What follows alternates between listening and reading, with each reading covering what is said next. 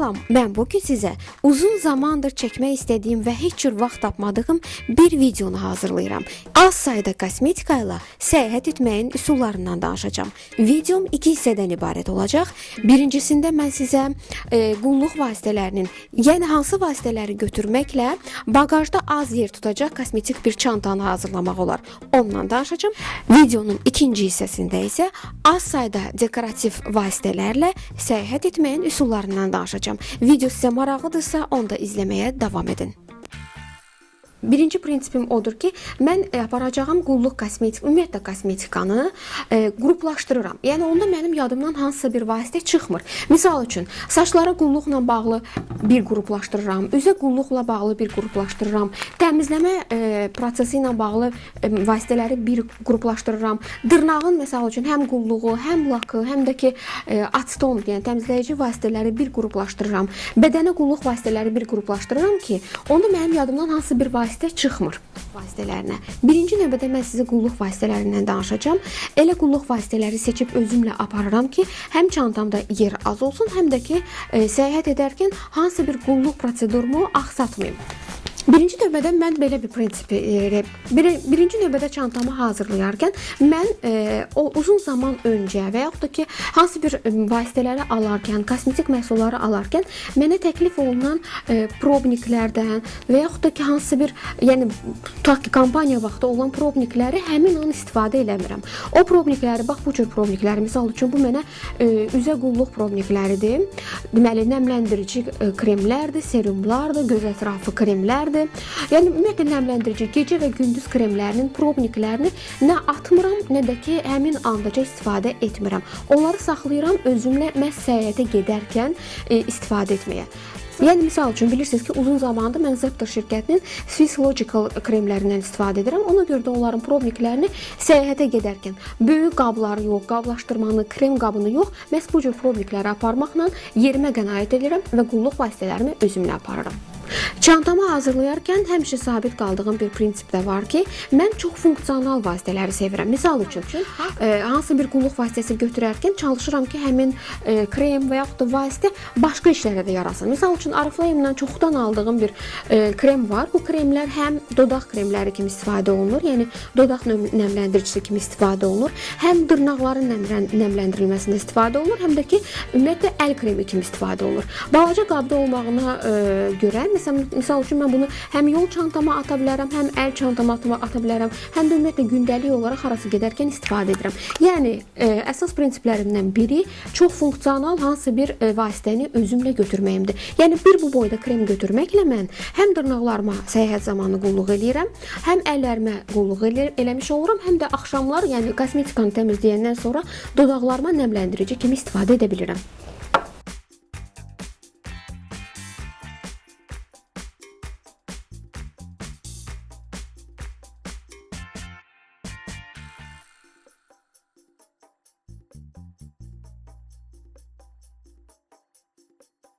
Çantamı hazırlayarkən növbəti prinsipim isə hansısa bir vasitənin miniatür formasını götürürəm. Misal üçün, Inglot firmasının bu cür üz təmizləyici, yəni makyaj təmizləyici salfetlərinin həm də miniatür versiyaları var, yəni travel versiyaları var. Onu özümdən götürürəm və təkcə bundan yetinmirəm təbii ki və Inglotdan olan üz təmizləyici miniatür bir flakonu özümlə götürürəm. Təbii ki, əgər səyahətim tutaq ki 3 gün, 5 gün davam edəcəksə, yox, bir qədər uzun zaman çəkəcəksə, misal üçün 10 gün ya bir həftə olacaqsa, bu miniatür salfetlərdən ya 2 dənə balacasını götürürəm və yaxud da ki bir ədəd böyüyünü götürürəm. Çox funksional qulluq vasitələrimdən biri də Pantene'in məhz bu həcmləndirici və qoruyucu serumlarıdır. Serum deməzdim, bu spreyləridir. Bu spreyi özümdən aparmağı çox sevirəm. Həm gündəlik olaraq işə gedəndə özümdən aparam, yəni çantama atıram, həm də ki səyahət çantama atıram. Çox funksionaldır. Nəyə görə? Həm saçlara həcm verir, qalınlaşdırır. Yəni saçlarım əgər səyahət zamanı çox tez-tez hərəkət edirəmsə, uzun yol gedirəmsə, tutaq ki, hansısa muzeyləri gəzirəmsə, saçım baş dərim tərləyirsə, onu sərinləşdir, yəni baş dərimə təravət bəxş eləmək üçün saçımın düzümü əvvəlki formasını itiribsə, ona həcm vermək üçün bu spreylərdən istifadə edirəm. Bundan əlavə olaraq saçımı əgər imkan varsa fenləyəcəmsə, yəni adətən otellərdə saç quruducu fenlər olur. Onlardan əvvəl, yəni feni istifadə etməmişdən öncə termomüdafiə kimi də istifadə edirəm. Bədənə qulluq vasitələrində də yenə də eyni prinsipi gözləmişəm. Miniatür versiyadır. Bu bədən gelidir. Bir dənə də bundan balaca bir ölçüdə Clarisonic-in üz təmizləmə geli var idi. Yəni üz yuma geli var idi. Onu təəssüf ki, istifadə elədim səyahətdə və orada atdım. Bu iki geldən həm bədən, həm də üz yuma gelindən istifadə edirəm. Məhz səyahət zamanı ölçüsü balacadır. Həm də ki, bədənə qulluq prosesində heç bir axsama yaşanmır. Bu bədən gelini və istifadə edib bitirdiyim üz gelini, deməli Clarisonic-dən aparat alarkən, üz təmizləmə aparatı alarkən onun üzərində hədiyyə etmişdilər. Həmin vaxtı bir balaca istifadə edib keyfiyyətindən əmin oldum. Ətri çox xoşuma gəldi. Ondan sonra həmin vaxtı, yəni tələsikənlik eləyib, səbirsizlik eləyib o vasitələri istifadə etmədim. Çünki bilirdim ki, qarşıdan səyahət var. Ona görə də bu vasitələri saxlayıb bir kənarda səyahət çantama yerləşdirdim. Bədənə qulluqdan danışmışkən, yəni məhz duşdan sonra təbii ki, bədənimizə, üzlərimiz kimi bədən dərisinə də müəyyən nəmləndirmə lazımdır. Bu nəmləndirməni də baxın, Premier firmasından bu cür mənə şərh etmək üçün bədən kremləri göndərmişdilər. Əslində çox keyfiyyətindən çox razı qaldım. Bu kremlərin bu boyda qabını təbii ki, bu cür qablaşdırmanın özündən apara bilmərəm. Çünki həm də aeroportlarda, yəni səyahət edən xanımlar bilirlər ki, aeroportlarda, təyyarələrdə müəyyən məhdudiyyət var. Yəni mayenin daşınması üçün müəyyən məhdudiyyət var. Ona görə də mən bax bu cür bədən kremini laşdan istifadə etdiyim bir kremin, maskanın qabına, flakonuna boşaldıram. Daha sonra yəni həcmcə o ondan balacadır, amma bir hardasa 5 gün, 6 günlük bədəni nəmləndirmək üçün lazım olacaq qədər kremi özümlə apara bilirəm.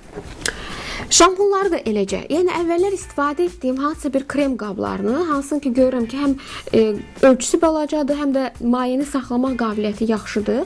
Onları atmıram və saç şampunlarımı, balzamlarımı da özümlə aparıram. Yəni otellərdə olan hansısa şampunlar və yaxud da ki, miniatür ölçülü hansısa başqa şirkətlərin, tutaq ki, heç vaxt istifadə etmədiyim və yaxud da saçlarıma etibar eləmədiyim hansısa bir şampunları özümlə aparmıram. Saçlarımın öyrəşdiyi, qulluqda istifadə etdiyim şampun və balzamları özümlə aparmaq üçün balaca belə bu cür krem qablarında təbii ki, səyahətdə dırnaqlara qulluqla bağlı isə bayaq qeyd etdim ki, bax bu cür nəmləndirici kremdən istifadə edirəm. Əgər ehtiyac varsa dırnaq ətrafı dərinin və dırnaqların nəmləndirilməsinə.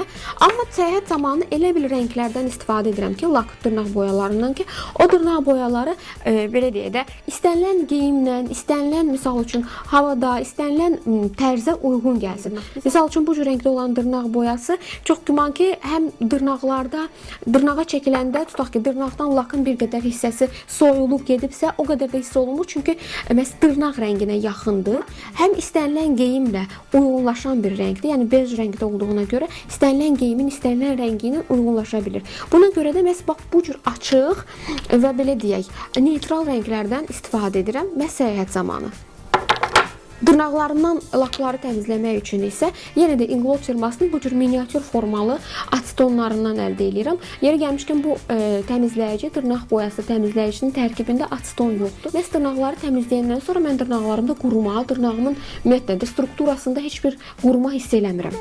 Səyahət edən xanımların çoxu bilirlər ki, yəni hamımız həyatımızda bir dəfə də olsa bunu yaşamışıq. Hansı bir kosmetik vasitəni alırıq, qulluq vasitəsini və yaxud da ki, özümüzlə hansı bir ölkəyə aparırıq və aeroportda bizim əlimizdən həmin vasitələri alırlar ki, bunun yəni mayenin həcmi təyyarədə uçmaq üçün icazə verilən miqdarda deyil. Ona görə də mən əvvəlcədən işimi tədbirli tuturam və IKEA şirkətindən, IKEA firmasından bax belə bu cür paketlər var, polietilen paketlərdə. Ancaq bu polietilen paketlərin həm ölçüləri fərqli versiyadadır, həm də ki, ağzı kip bağlandığına görə mən əvvəlcədən ehtiyat etdiyim hansı bir vasitələr varsa ki, onlar axıb dağıla bilərlər. Onları paketlərin içərisinə qoyuram. Daha sonra ağzını kip bağlayıram. Yəni tək ikisini yox, bir çoxlarını yerləşdirirəm. Daha sonra aparacağım kosmetik çantamın içərisinə elə birbaşa elə qoyuram. Belə olanda təyyarədə heç kim, yəni aeroportda heç kim mənə etiraz eləyə bilmir ki, çünki bir çox hallarda görmüşəm ki, məhz əlimdə istifadə etdiyim qulluq vasitəsini məndən alıb bu cür paketlərə yerləşdiriblər. Ya mənə verməyiblər, ya da ki, böyük, yəni bagaja gedəcək bir hissəyə, bagaja gedəcək çanta varsa, ora veriblər. Amma videonun ikinci hissəsində isə mən sizə dekorativ kosmetikanın hansı vasitələrindən istifadə etməklə, hansı bicliklərdən istifadə etməklə az sayda məhsul aparmaq olar, amma nəticədə yenə də səyahətdə normal, qulluqlu, baxımlı və gözəl görünmək olar. Məhz o üsullardan danışacağam. Növbəti videoda məhz həmin məlumatları izləyə bilərsiniz. Sağ olun.